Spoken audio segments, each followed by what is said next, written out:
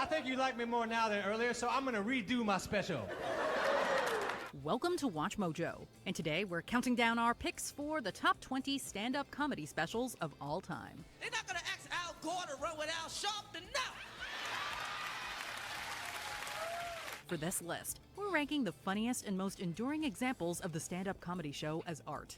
What's your favorite stand-up comedy special? Let us know in the comments. Hey Mojoholics, for a chance to end 8 p.m. Number 20, John Mulaney, New in Town. Absolutely deserves to be there. One of the best specials of all time, for sure. Excellent stuff. If John Mulaney's 2023 stand-up tour was all about celebrating his newfound sobriety, then New in Town from 2012 showcased a comedian with something to prove. Honestly, when I'm walking down the street, no one's ever like, hey, look at that man. I think they're just like, whoa, that tall child looks terrible. This was Mulaney's second stand-up special for Comedy Central, and debuted just as the funny man's career as an SNL writer was winding down. New in Town even features bits where Mulaney references his work as a writer, and it's fun to see him work both sides of the camera. Like, I'll book a ticket on some garbage airline. You know, I don't want to name an actual airline, so let's just make one up. Let's call it, like, Delta Airlines. So I'll book a ticket on Delta Airlines. His ease on the microphone and with the audience is readily apparent, and it's clear that Mulaney is in for some truly great things on the horizon. He may have been new in town, but John Mulaney already felt like an old pro. Yeah, that was a huge breakout special. I remember watching that with my boy Jared at his apartment and our other friend Allison, and we were just like, this is so good. He was just in the zone. It was just... Like, sometimes specials don't really capture how good a comedian really is, but this one really captured how good Mulaney is. And I didn't know what to say. Because I couldn't be like, no, that's okay. I was lying. It was a lie. To get drugs. You know, like a crime. Number 19, Ali Wong, Baby Cobra. Yeah. It was perhaps a very easy joke for Ali Wong to make. So I always bring this up because it's fun. Ali Wong was on like one of the first stand-up shows I ever produced in New York City. A little place called the Perch Cafe, where I did open mics, and they let me book a stand-up show there like once a month. And like one of the either the third or fourth one or whatever, this is about when she was still in New York, and everyone told me how good she was, and so I booked her to headline it. I don't think she actually headlined it. I think she just, she was like doing a lot of shows, so I probably just put her on. She came in, put her on, and then she probably left, and then maybe I headlined it or something. I was like a year into stand-up at this point. I was like 20 years old. Maybe I was still 19 even. But yeah, she's very nice, and I'm glad she's as successful as she is. She's great. The fact that she was very pregnant while filming her Netflix special Baby Cobra. Because I have a to good pee gimmick. in like 10 minutes. Don't think for a second that this special is cliche or boring, however. As Wong proved, her wit was razor sharp, her joke arsenal primed and ready. I think feminism is the worst thing that ever happened to women. Our job used to be no job. We had it so good. The audience definitely feels game to go along for the ride with Wong as well, and Baby Cobra is made all the better for this fact. Wong's delivery is quick and fearless, and the bits here feel fresh and full of life. Baby Cobra has definitely stood the test of time.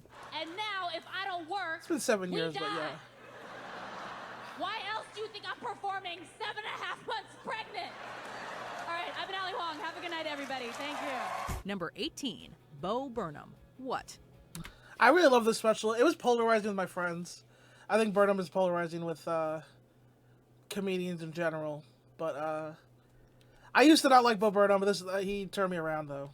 Many stand-up comedians appear confident and invincible while on stage, or at least it sometimes appear that way on the outside. It's so hard to be a lizard. I rewatched this like Bo Burnham's What special I from watched this one a lot. 2013 was a huge success for the comedian, but it reportedly caused Burnham bouts of anxiety and panic. The show never suffers as a result of this, of course, and Burnham's unique style of musical and prop comedy feels honed and well-rehearsed. You're incomparable. Like a...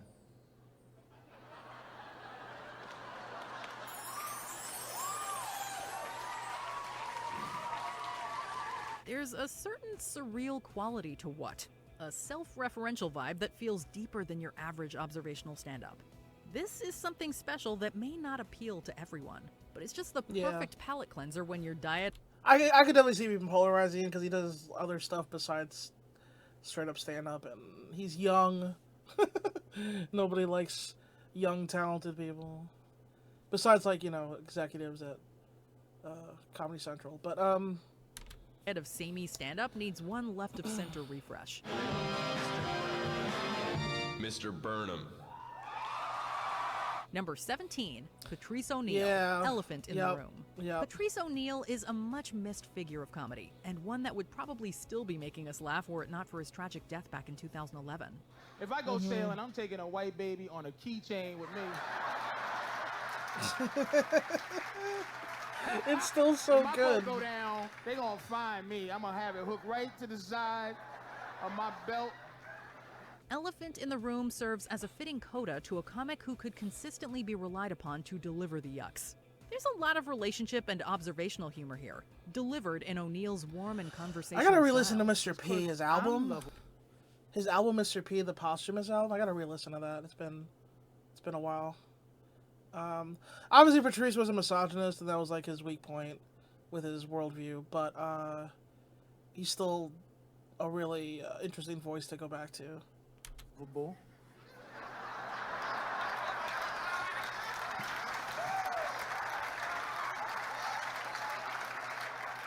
Doesn't mean that you're lovable too.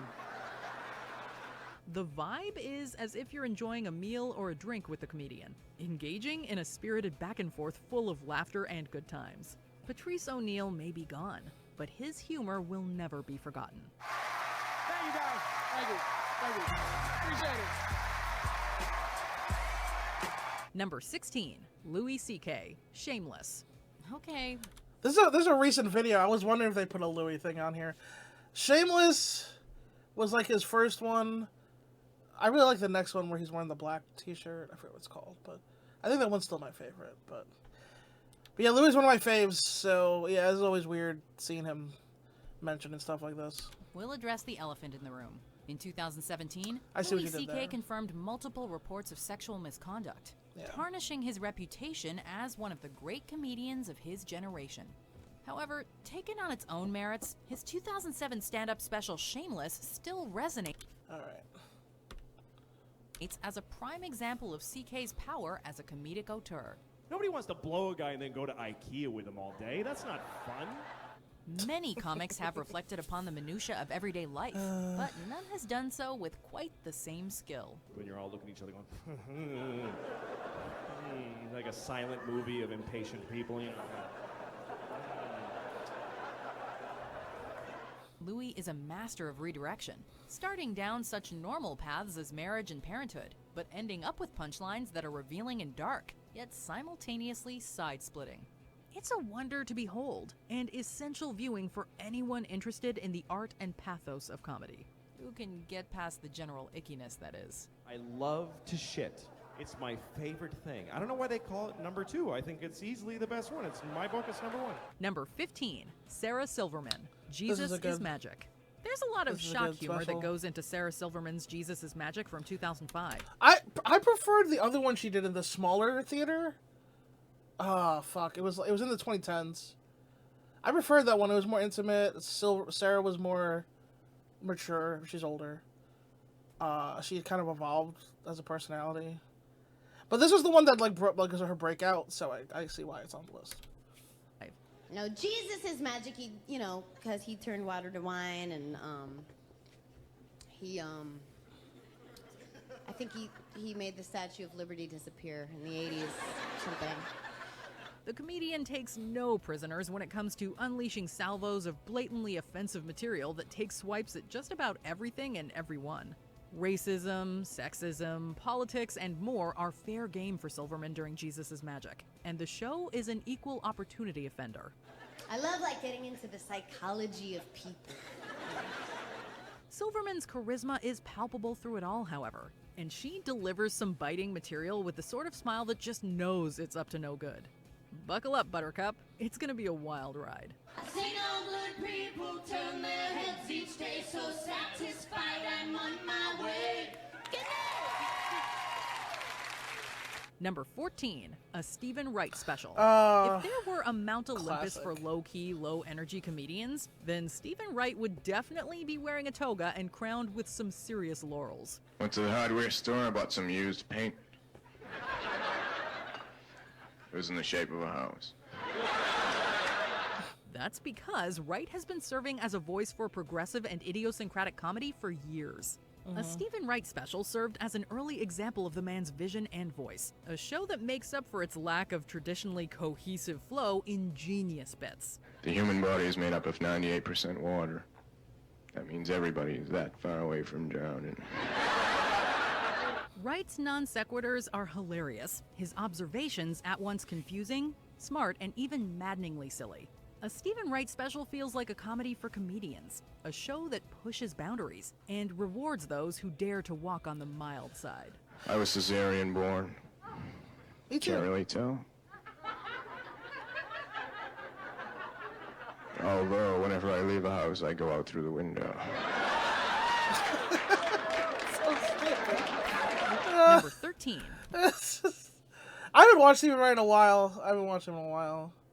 Man, yeah, he's Boston legend. King of the one-liners.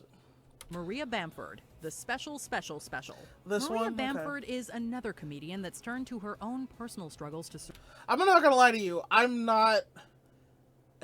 I don't totally get Maria Bamford.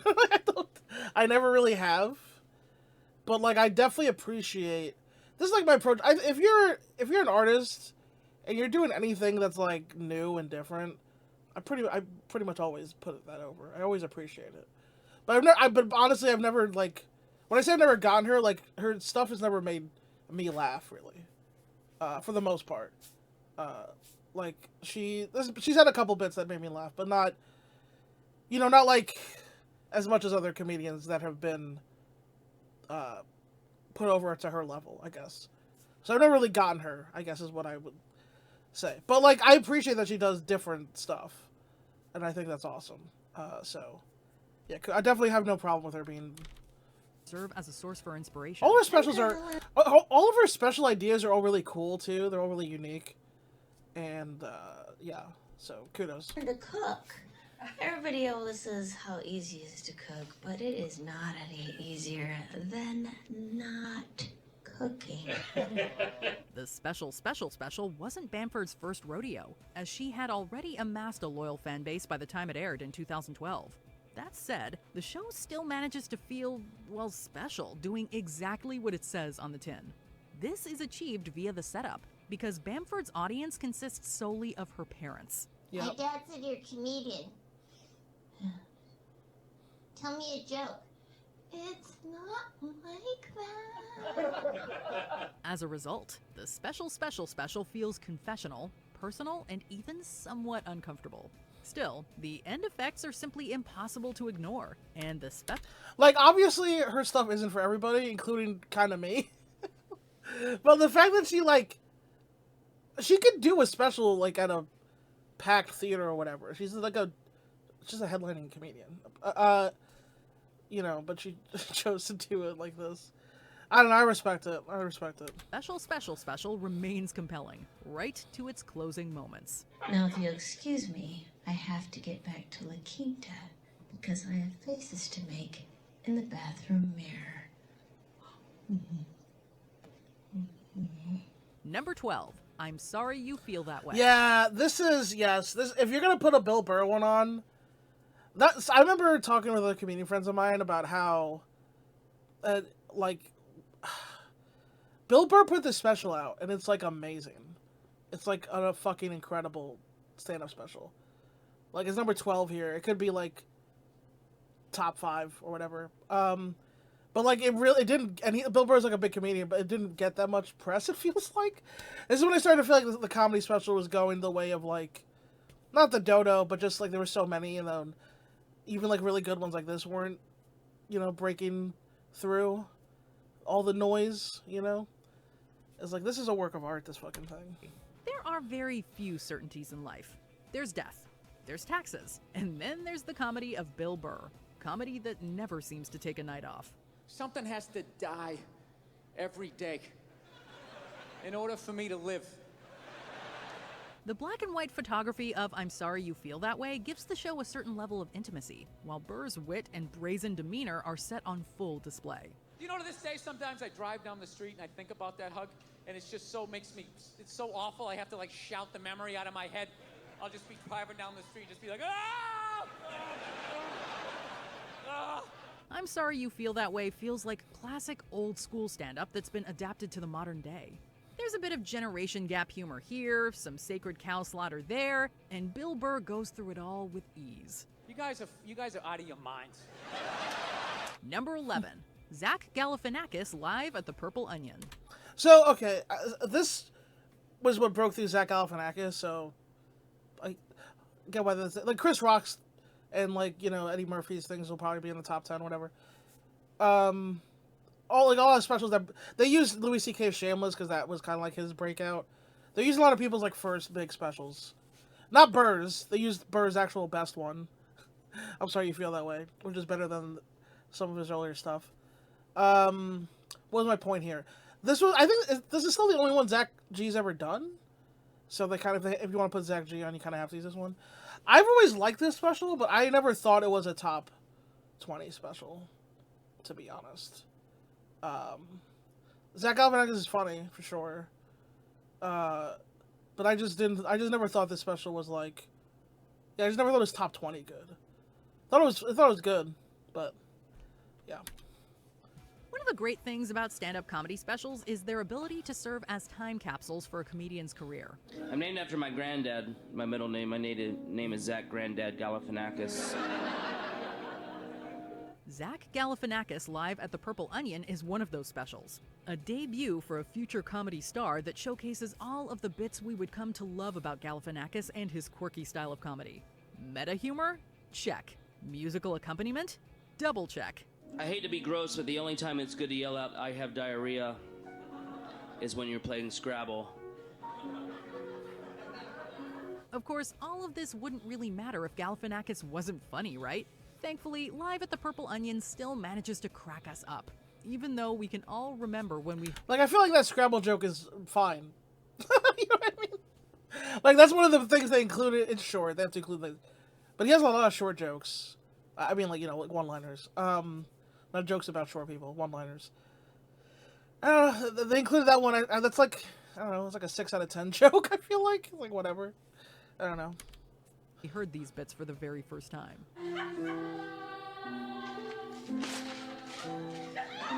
I like this bit. I remember liking this bit. Number 10, A Wild and Crazy Guy. Can we reminisce for a minute yeah, the Steve yeah, okay, yeah. art form that was the comedy album? Hey, I'm not trying to be a big shot or anything like that, but I get my drinks half price. Today's streaming world benefits from an embarrassment of riches when it comes to Netflix specials. However, those of a certain age will likely recall the first time they heard spun LPs from the Firesign Theater or National Lampoon. Steve Martin's A Wild and Crazy Guy was definitely cut from that same cloth, and the album experience was brought to television screens back in 1978. That's one turtle you won't be riding to church, Martin. A turtle's a turtle.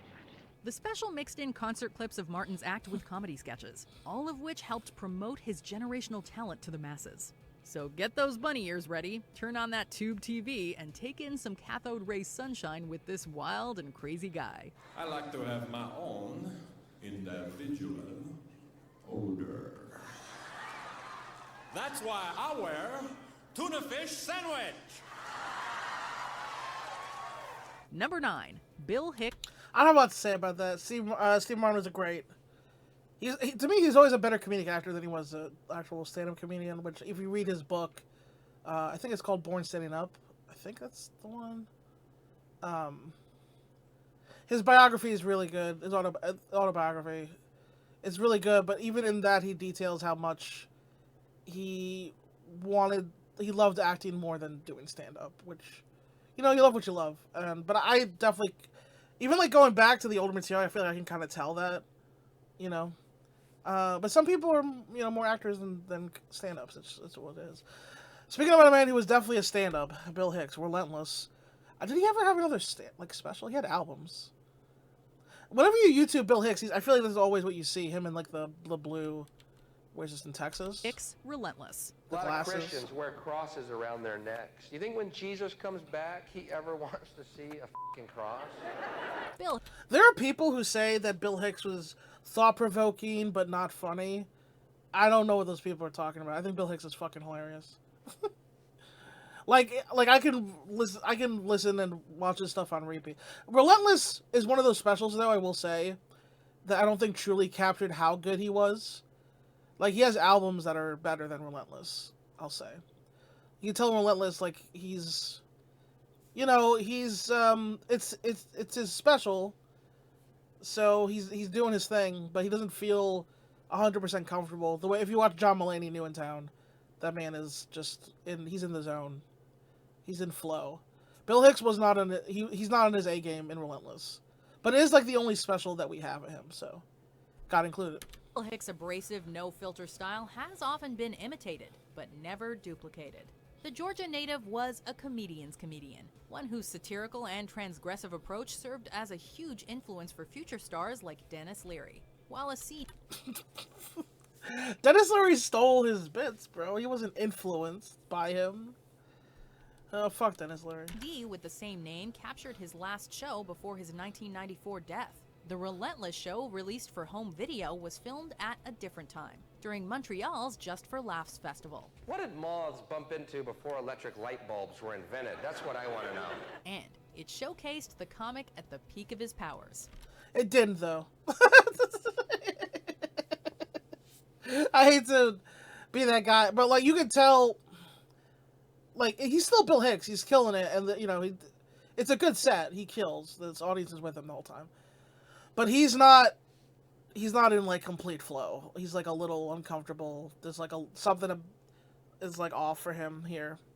Like, if you listen to some of his albums, I can't remember which are the best ones now anymore, but, like, he's way more just he's fearless. He's completely fearless in some of those albums where he's just got teeth and he's just going and there's no fucks given. Here, he feels like he's giving a fuck a little bit, and that can be dangerous to a comedian. Smart, sharp, and confident. Hicks never shied away from being brash and satirical with his work, caring less about laughs and more about challenging audiences every step of the way. And Relentless perfectly documents that. I'm Bill Hicks, and I'm dead now. Because I smoke cigarettes. Cigarettes didn't kill me. A bunch of non-smokers kicked the shit out of me one night. Number 8. Comedy Central presents Mitch Hedberg. It is funny how wrong Bill Hicks was about cigarettes, though. That's like the one thing looking back. He had all these bits about, like, let people smoke and swine. But, he's in the past. He doesn't know. Mitch Hedberg. Fuck. I love Mitch Hedberg. I'm gonna do an entire special not facing the camera. Mitch Hedberg had a unique perspective on comedy, and a delivery that had fans dying of laughter in the aisles, or scratching their heads in confusion. Comedy Central Presents Mitch Hedberg may have started out as simply another half hour of comedy from the channel's long-running series, but it ended up as an early showcase for one of stand-up's most promising stars. Like, wearing a turtleneck is like being strangled by a really weak guy. The special was simple and to the point, broadcasting Hedberg's shy, stoner stage presence with a barrage of wordplay one-liners that were instantly quotable. Hedberg's 2005 death may have robbed the comedy world of his great potential, but at least we have these laughs to remember him by. I taught myself how to play the guitar, which was a bad decision, because I didn't know how to play it. So I was a shitty teacher. It's so simple. It's like, I know it's... As I've heard these jokes like a million times, but it's just like, his delivery still just kills me. Oh, okay, my computer's okay. Sam Kinison. Number 7, Sam Kinison. Breaking the rules. This one, guys. Breaking the rules was... They're not going to play any of his homophobic rants, right? That's the one thing about Kinison. But yeah. Released right at the cusp of Sam Kinison's major mainstream success as the louder-than-hell voice of heavy metal comedy. The 1987 HBO special brought together all of the comedian's fantastic early material with a delivery, which by this point was honed to perfection. We're giving you the money. How come there's no cure? Jesus, will you hurry up? Breaking the rules touched upon such taboo subjects as religion, while at the same time making the most of Kinnison's early life as a Pentecostal preacher. Sam was all fire, brimstone, and hilarious anger, possessing an almost effortless connection with his audience that, even today, is absolutely remarkable. I love those churches out there, man. I saw one the other day. It says, "We're the church where everybody's somebody, but Jesus is Lord." Number 6, Chris Rock. There it Bring the is. Pain. Just out of the top 5. All right, top 5. We're gonna have a Carlin, a Chappelle, obviously, God damn it, Richard Pryor, Rodney Dangerfield. Maybe did he have a special? Rodney Dangerfield, Robin Williams. Did I put up there? He was in the intro. But we gotta have Pryor, Carlin, probably Live at the Sunset Strip for Pryor, probably. Carlin, I don't know which one they're gonna choose. A lot of choices there. And Chappelle's probably his first one. Probably the first one. Kill Him Softly. Jay drove a bus. He wouldn't even be OJ. He'd be Orenthal, the bus driving murderer. He may be a household name in comedy today, but it was a slightly different story when Rock shot his second Oh, Eddie Murphy. Eddie Murphy's gonna be up there. Yeah, Rodney's probably not on there then. HBO special, Bring the Pain. They're not gonna put Bill Cosby himself either, because they could put Louis C.K., but you can't put Bill Cosby. That's a step too far. Even though himself is like... Bill Cosby himself, one of the best stand-up specials ever. It's rough, because I used to watch it because he's just so confident, and like I used to watch it just like as a learning experience, just to watch it. Maybe Brian Rieger and Patton Oswalt will be up there. I don't know. We'll see. The performance solidified the inimitable Rock delivery we know and love, and also shot the comedian into the public eye, completely rebounding his career. You know what a platonic friend is to a woman? It's like a dick in a glass case. Chris didn't shy away from anything in Bring the Pain, commenting on touchy subjects like race with a voice that was both humorous and furious. Rock would double down only 2 years later with Bigger and Blacker, a performance that only echoed the comic's status as one of the premier stand-up voices of his generation. I'm at Kenner House. That's a man's lie. A woman's lie is like, it's your baby. Number 5, Robin Williams, Hey, Robin live Williams. on Broadway. I'm sweating like crazy up here right now, but it's HBO because it's live. Robin Williams had nothing to prove when he released his 4th HBO special. The actor Yeah, he was already a legend at this point. and comedian was already a certified star at this point, and long removed from his Mork and Mindy days. As such, Live on Broadway showcases a supremely confident Williams on stage in front of a ready and willing New York crowd. And if you're ever in Amish country and see a man with his arm buried in a horse's ass, that's a mechanic. Remember that. Robin touches upon then topical subjects like Michael Jackson and Anne Heche, but it's Williams' observational humor and natural delivery that are the real gold. Live on Broadway is all manic and relentless energy, a portrait of a comedic artist that makes his absence all the more poignant today. Irie There's no chance Doug Stanhope will be on here, is there? He's a little too... Yeah, it's a shame. Doug, he's one of the best. But we'll see. Jamaica would never make an atomic bomb. They may make an atomic bomb. Number 4, Richard Pryor, live in concert. And I always had to box them dudes that look like they just killed their parents. Wait, that's not Live at the Sunset Strip. That's a different one, right? Yeah, wait, yes, I think so. Choosing Yeah, the he's best wearing a of different Richard outfit. Pryor's work is a difficult task, but live in concert ranks up there not only in Pryor's enviable career, but also among the finest stand-up performances of all time by anyone. Sit your ass down. Pryor's influence as a comedian cannot be understated, and Live in That's Concert true. showcases Richard at the height of his prowess as a cultural commentator and Maybe they won't put Eddie Murphy up here because of, like, the homophobic shit he said in there? I don't know. storyteller. Sure, it's profane as hell and not the least bit politically correct, but it's also a hilarious and vital moment of the man's career, and is an essential part of any proper comedy education. You're not gonna leave her till you piss in that bottle. And you never can piss. You ever tried it? So can you turn on some water, please? Number 3, on location, George Carlin at USC. That's the one they picked. They picked 1977 Carlin. I would have picked Jammed in New York, personally. Even Is Bad For You, which I think is the last one he did, like 2008. I love that one. And then I also love his 90s stuff. I think he's the Jammed in New York. There's like another one in the 90s that I love. I mean, most of the time, ass is all right on television. You can say, well, you've made a perfect ass of yourself tonight. Oh, this has the 7 words. Okay, fair enough. But you can't say, you half-ass. George Carlin was a true wordsmith, a man whose usage of the English language was honed to a razor's edge and a hunter's accuracy. Live at USC was Carlin's first HBO special, and as such, he was basically exploring what could be considered new territory in 1977. Go into the supermarket in the Head neighborhood and take a look at the cookie section, man. In fact, network execs were so worried about Carlin's famous 7 dirty words bit that they actually froze the feed and included a message informing audiences about the language used before continuing with the special. That's awesome. I didn't know that that happened. That's so fucking dope. They were like, hey, before he gets to this closer.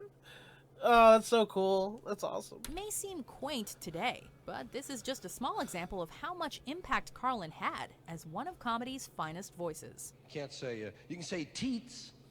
Teats is okay if you're on at 5 in the morning and a cow is your guest. Number 2, Dave Chappelle, Killing Them Softly. Can't have no cokehead president. I mean, in terms of just pure, like, hilarity, this is one of, yeah, it's top 3 to 5 for me.